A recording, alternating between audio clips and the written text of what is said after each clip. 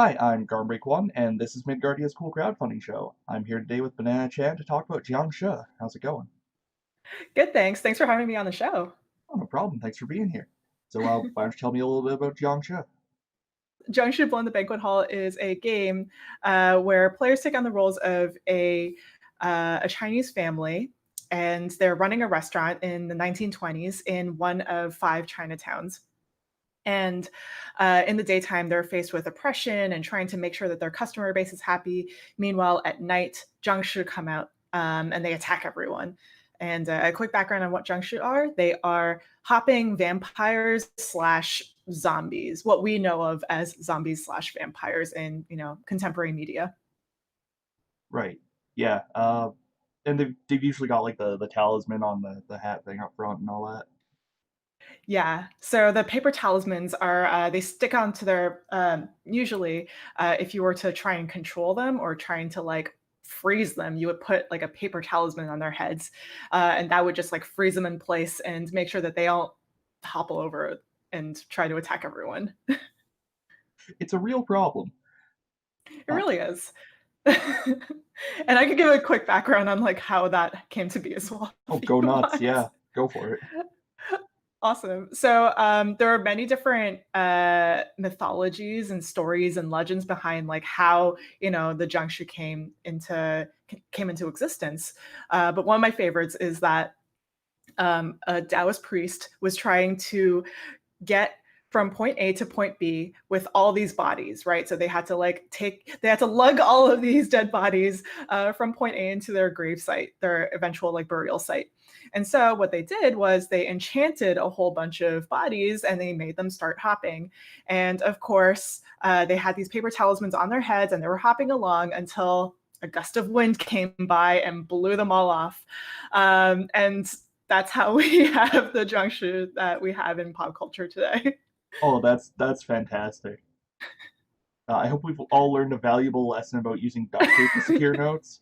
Um, so, why don't you tell me a little bit about the mechanics of Jiangshi? Absolutely. So this is not really a typical tabletop RPG in the sense that we do have board and card game elements. So each character has their own character sheet. You fill out, items and skills and facets about your character. But during the game, as your character takes on damage, you would cover up slots on the character sheet. So this is to indicate that you're becoming more and more like a Jiangshi. And so when you cover up a slot, you're covering up a part of your character, like a skill or a facet, and that becomes like unusable anymore. But you are also getting closer and closer to becoming like a Jiangshi. So you take on some of their personalities or their traits. Cool. So that's one part of the game. And then there's like, we also have a restaurant board. So the game takes place over a course of a few days, but each day is separated into four quadrants. So you have your daytime and your nighttime phases. And so in the daytime, you have morning and afternoon. So in the morning, you go through restaurant chores. You have these cards that you have to go through, and they're just like chores basically. And if you can't complete a chore, one of those cards covers up a slot over the restaurant. So the restaurant also has special abilities, like it maybe lets you roll one extra die, or it helps you with your fight with the junction somehow. So when all eight slots are covered, that triggers the end of the game because your restaurant has fallen into decay. That's one way of ending the game. The other way is, if players are just like, okay, we're done with the scenario, we're done with this one shot. And then in the afternoon is when basically service starts. So you have to like make sure your customers are happy and everything.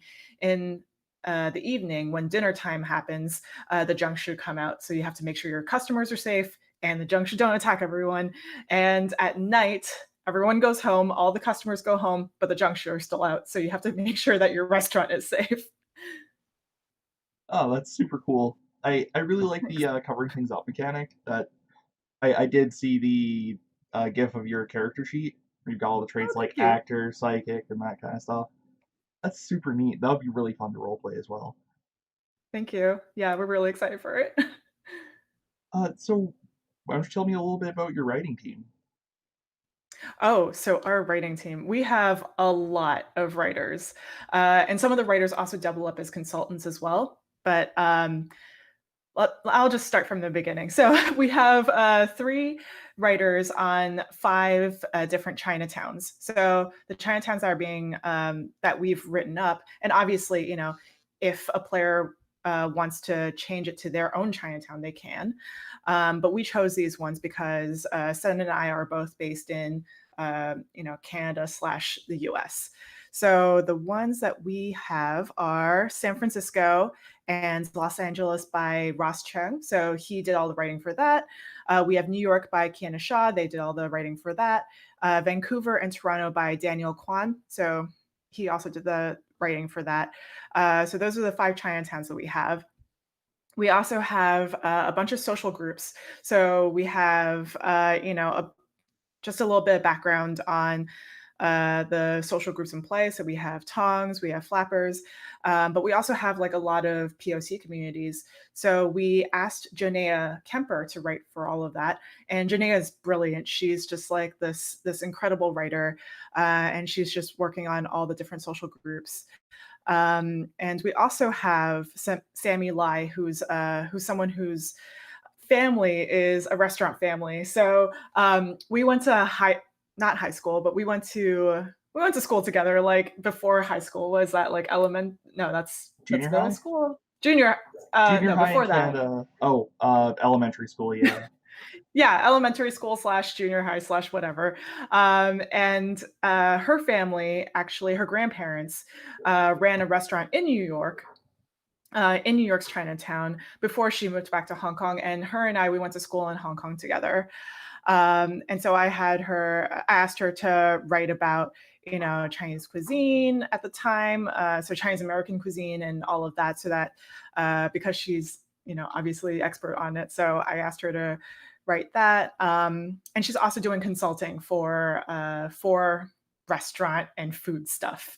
And we also have Ivan Wong, who is doing both translations and a little bit of consulting on making sure that the language translates over properly, because neither Sen and I were not very good at our Chinese writing. So we had to hire on another person, who's Ivan. And we also have, so our third consultant is Mendez, James Mendez Hodes, who is doing sensitivity consulting. And he wrote a part about how to act as an Asian character, a Chinese character in the game, so that players have the tools and the framework, so that they can use this, they can play this game safely. In terms of our other writers who are writing for adventures, we have Carl Pierre Lewis, who is well known as POC in TTRPGs on Twitter. We have Kristen Devine, who's also writing an adventure. She's done work for a bunch of podcasts, but she also wrote for North Sea Epilogues. We have Sharang Biswas, who is based in New York, and he's also just won a bunch of awards. He's done like everything.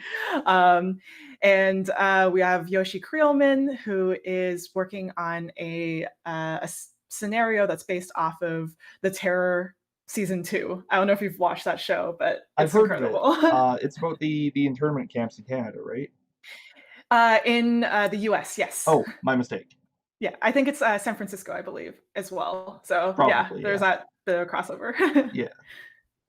And I think that's all of our writers. We have stretch goal writers as well that we're adding on later. You know, assuming everything goes well and, every one of our goals are hit. So we have Morgan Nuncio, who's done a lot of writing. She's done stuff for Roll to Play podcast, the Victory Condition Gaming podcast, and they've also done stuff for Kids on Bikes and Strange Adventures Volume 2 and Teens in Space. We're inviting Kiana back to write another adventure for us. And we have Jabari Weathers, who's also doing a scenario for us. They're also doing artwork for us. So the artwork is not a stretch goal. We've already hired them on to do that, but we're hiring them on to do an adventure, which we're very excited for. And also we have Maple Harper, who's done like a whole bunch of stuff. Like she's a musician. She's like multi-talented basically, and she's just like doing something for us, which is great. And we also have Jiangshi, who is our other stretch goal writer, who's done like so much stuff. Right now, she's got a Kickstarter, I believe, that's coming out July 7th. It's called Wait for Me, which is like a time travel slash journaling slash. It could be solo, it could be two-player RPG, but kind of LARPy RPG. So I'm very excited for that. A LARPG, if you will. Yes, a LARPG. Wow, that is quite the list. We have a lot of people. Yeah. I think that might be the biggest list of any game that I've done on here so far. Yes. That's good to hear. I'm also glad to see 2 Canadian cities in your Chinatown list. As a Canadian myself, my country gets very little of that. I'm also Canadian, but I live in the US now. So it's weird because I've spent more time in the US versus Canada, even though I'm like from Canada and all that. But yeah, definitely we have some good people on the team writing about the Canadian Chinatowns. Excellent. Yeah, I'm in Edmonton, so I'm not in one of the 2 in there, but still. Yeah, and Sen's also Canadian, so Excellent. we got a big Canadian team. Always glad to hear. Well, I was gonna say we'll take what we can get, but that sounds really negative. I'm glad to see Canadians. Um, Yeah. and you said that you lived in Hong Kong as well, right? Yeah, so I lived in Hong Kong for about 10 years. So I lived between Hong Kong and Shanghai, going back and forth a bit. But I lived there for a while. I basically grew up there. So during the elementary school slash middle school years, that's when I was there. Oh yeah. So why don't you tell me a little bit about the company you're working with, Game and the Curry? Cool. So, Game and Curry is actually my company, but the company that we're co-publishing with is Wet Ink Games. So, our company, Game and Curry, we've done mostly board game stuff. So, we've done Layer by Tam Mayang. We did Battle of the Boy Bands by Cleo Yunsu Davis and Vicky Ho. And now this is something that's this is our first RPG that we're publishing. I've done a lot of work in the publishing sphere. I've done a lot of work in the RPG sphere of things, independent for my company. But with this is something a little new in terms of publishing. So we're doing it with Wet Ink Games because they have so much experience in publishing RPGs. Like they know how books work, they know how layout and all that stuff works. So, and they also have a pretty big following in terms of the RPG sphere. So we're working with them. We're really excited for it. And both Brandon and Matt, the 2 guys that are on Wet Ink, they've both been great to work with. So yeah, it's a big team, but I think it's going well. I'm glad to hear. Yeah, I hope that goes well. Thanks. And I saw on your Twitter that you mentioned that you have a game to announce every month this year. Oh God, yeah. So it's some of it, it's not they're not like my games as in like I've designed them, but I've worked on a few of them. So I believe, let me just pull up my Twitter real quick. I think the first month, which was January, of course. I think for January, I worked a bit on Warp's Edge by Scott Elms through Renegade. So I did the storybook for that, which is a tutorial type introduction into what kind of ship you're going to build. So this is a sci-fi scenario. What kind of ship you have, and what kind of weaponry you have, and what kind of enemy you're fighting. So like dependent on your choices, you'd pick which alien faction you're fighting.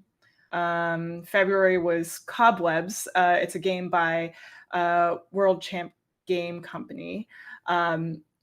and that's Adam Bass and Exalted Funeral. So it was like a conspiracy game where you're trying to find a friend who's gone missing, and it's really cool. I'm really excited for it. I did a little piece for that, so I think there are actual plays now on Twitter, which is exciting. So definitely check that out if you can. March was an announcement for Scooby Doo Betrayal at Mystery Mansion. So I did the development for that, and I also wrote the haunts for that alongside the team. So I worked on it with Brian Neff, Noah Cohen, and Rob Davio, and so we developed and tweaked on all the stuff for that. I think that's coming out July 24th. Like I think it's going to be in stores by July 24th. And then April is Sea of Legends. So Sea of Legends is a game from Guildhall Studio. I'm doing some writing for them. I'm doing some adventure writing for them with a whole lot of writers. Like they have this whole long list of writers, collaborators, so many amazing people. Like it's just incredible. And they're so fun to work with. Like this board game itself is just like super fun. And then May was Battle of the Boy Bands, which is a game, like I said, was by Cleo Yunsu Davis and Vicky Ho. And it's a fun take that card game that we published where you're playing music producers trying to make the best boy band and screw over other people's boy bands. And then for June, I just wanted to highlight another project. I didn't have anything for June, I realized. So I want to highlight Dissonant Whispers. I'm just like going through my Twitter right now. So that is totally fine by me, yeah. Okay, cool. Also, so yeah, glad to hear you worked on Sea of Legends. I actually did an interview about that. With, nice. Yeah, one of the guys behind that. I don't. Awesome. Yeah, it was good times. Yeah, go on. Oh, I just wanted to say, Dissonant Whispers is an anthology of RPGs, and the cover is by Jabari. So that's like something I'm really excited for, just because Jabari's work is incredible. I'm a bit of a fan, big fan. Nothing wrong with that. Yeah. Can you give us a preview of any of the ones that you haven't announced yet? Oh, okay. Let me think. So for Jiangshi specifically, there are a few things. So I guess I could talk a little bit more about. So I've already talked about all the people that are on the game itself, except for the artists. I could talk about the artists. So for Jiangshi, we have a bunch of different artists. For the cover, we had Kwanchai Moria, who's done so much stuff about, for different board games and kids' books and all of that. He's just amazing. And we have Stephen Wu, who's working on some of the games that are inside the book itself. We have two books. So we have the adventure book, and we have the base book with all the rules and everything. And Noel Tien Nguyen Tay, who worked on some of the illustrations for the adventures. We have Joanne St. Laurent, who's working on one of the artworks for one of the adventures as well. She's working with Carl Pierre Lewis on the Haitian American adventure. So this game is pretty malleable. Like we could adjust. It's going to have adjustments based on which POC community we work with. Or play with. And then we have Jabari Weathers, who's doing the cards, some of the cards for the game. We also have Sadia Bees, who's working on some of the cards as well. And we have my friend from college, Robert Richburg, who's also doing some of the cards. And him and I go way back. So I'm inviting and also we have Amanda Call, who's doing one of the maps for the book itself, so that players know where they are when they're playing with their characters in the restaurant. So yeah, what I was going to say was I invited a lot of people from college and school in general just to work on this, and I'm just super excited for it. And for graphic design, we have Matthias Benici. So he did the treatment for the cover that you've seen probably floating around with the logo and everything. He's done such incredible work with like the character sheet, and just like the board and the stuff inside the book. Like everything looks amazing, and I'm just excited for people to see this. Me too. It looks super cool. And the cover is excellent. Yeah, I love that cover. I'm excited to get a print of it and like get Kwanchai to sign it, Matthias to sign it, everyone to sign it. I'm probably gonna get like all 30 people in our project team to sign it and like frame it somewhere. Nice. Yeah. Uh, so, what's your production time look like for this? We are hoping if COVID and everything doesn't dampen any of our plans, we're hoping that November would be when we get everything shipped over to us. So again, it's dependent on manufacturing and how things are looking in that angle, but it should be on time. Given how long the Kickstarter is running. So the Kickstarter is going to be 30 days. It's from July 14th to August 13th. And once we get all the funds in, we're just going to ship everything off. Like we're going to send it all off to the manufacturers to get made. We have a few different things in the game itself. So we have the two books, like I mentioned. So we have the core book with all the rules and some short stories mingled in there, along with the adventure book. So we have different scenarios that you can play with, other various things that you can mess around with. And you also have the restaurant board, which is where the card slots are the different cycles of like the day. And you also have the character sheets. We have 4 character sheets. You can copy them if you want. We're also going to have them online. So in case, anyone's just like, oh, this is something that I might lose, I, could just print it off online. We also have spirit paper. So something that, like we were talking about with the talismans, like the paper talismans, we're going to have some of those that players can use to freeze their Jiangshi. So how that works is in the game, the GM is going to count backwards from 10 in their heads, and they're going to let the other players, the player characters, figure out a phrase or a motto or a sentence that best describes their family unit as a whole.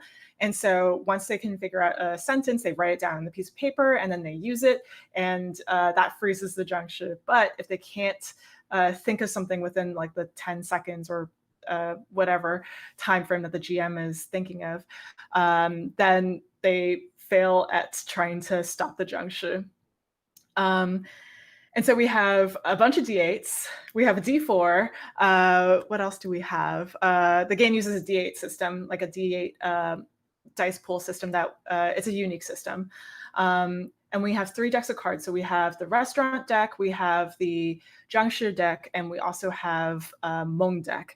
So the Hmong are Hmong. They're dreams that the players have, player characters have before they go into the day phase, and that determines how well they slept, how much energy they have for the day, that kind of thing. And that also covers up the character sheet. Depending on how well they slept, that would just like cover it up.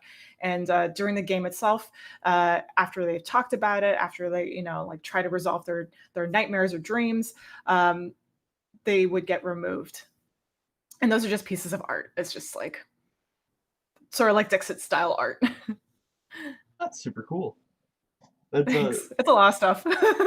yeah. This is definitely kind of riding the line between board game and tabletop RPG. And Yeah, definitely. there's nothing wrong with that, of course. Uh, Yeah. oh, Yeah, and the dice system is it's specific to D8s because in Chinese culture, 8 is good luck, or 8 means prosperity, because it sounds like a similar word in Chinese, whereas D4 is bad because it sounds a little like the word death. So when players roll the D8s, if they roll a 4, the 4 cancels out the highest number. And then the next highest number would be the outcome of the roll. right. Yeah. That's she. Is that right?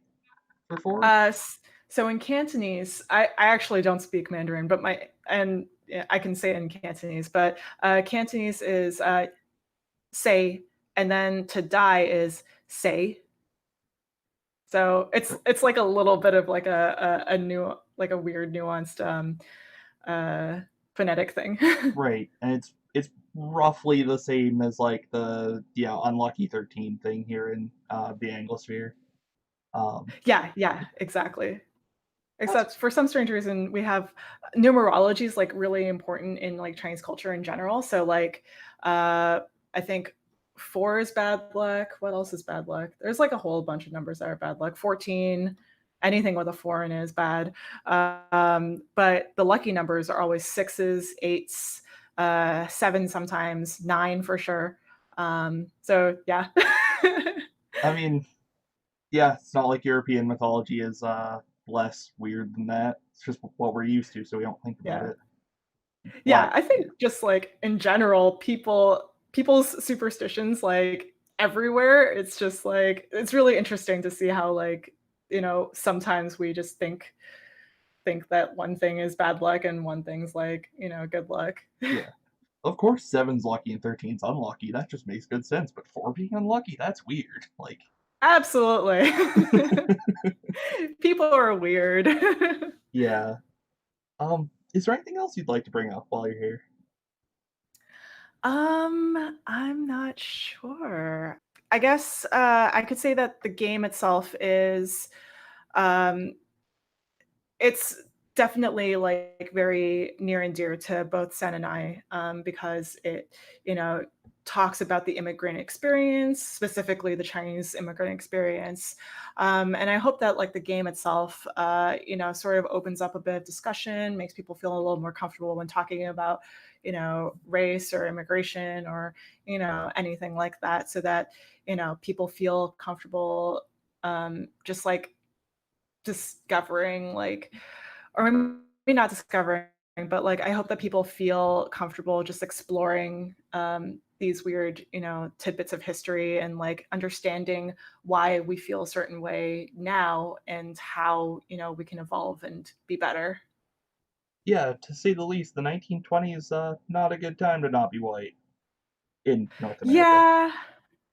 Yeah, people assume like, when you think 1920s, I guess, like, now it's sort of like, "Oh, it was so glamorous," but it's not really glamorous for people of color and, especially just during that time, we had the Chinese Exclusion Act, and, I mean, the Chinese Exclusion Act had been around since, like, the 1880s, I believe, and there was, like, all the stuff with the Geary Act and, everything else. And, the 1920s was tricky just because, everything was just everything was pretty volatile, being Chinese at least. So yeah, Yeah, and for other, other communities of color, it was also very difficult. yeah, and up here in Canada, you had like the head tax and all that stuff, which led Mhm. to some weird stuff, like all the tunnels under Moose Jaw that people lived in to avoid the head tax, which is I don't know if you're familiar with that, but that's the thing that happened. Tell Um, me more. uh, that's about the limit of my knowledge, unfortunately. Oh, okay. Just that there's a bunch of tunnels under Moose Jaw, which is in Saskatchewan, if you're not aware. Um, that they still exist to this day. Um, they mostly connected like various Chinese laundries and restaurants. Because if you were Chinese in the 1910s to like 40s, yeah.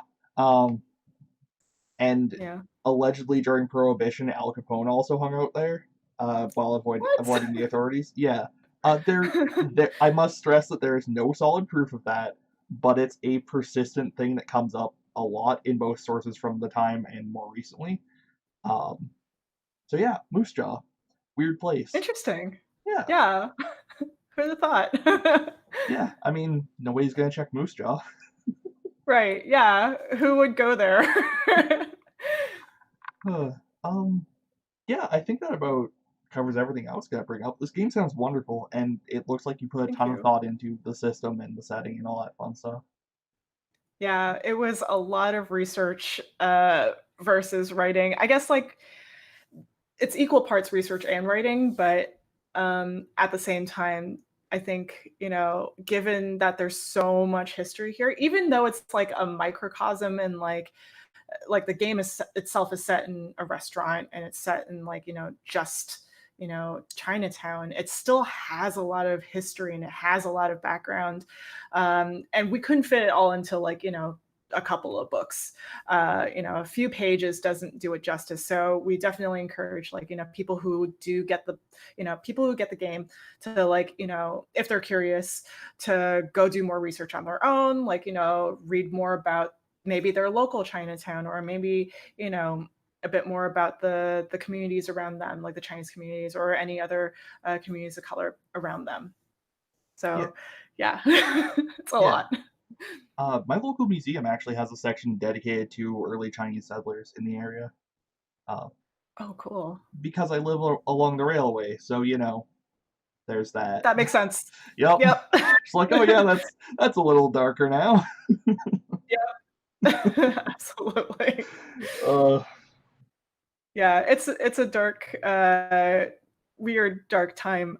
But the game itself, it could be played either as like a supernatural horror type thing. It could take on, like a tone that's very serious, that's very, very serious and very scary if you want to play that way. But it also can take a sillier tone.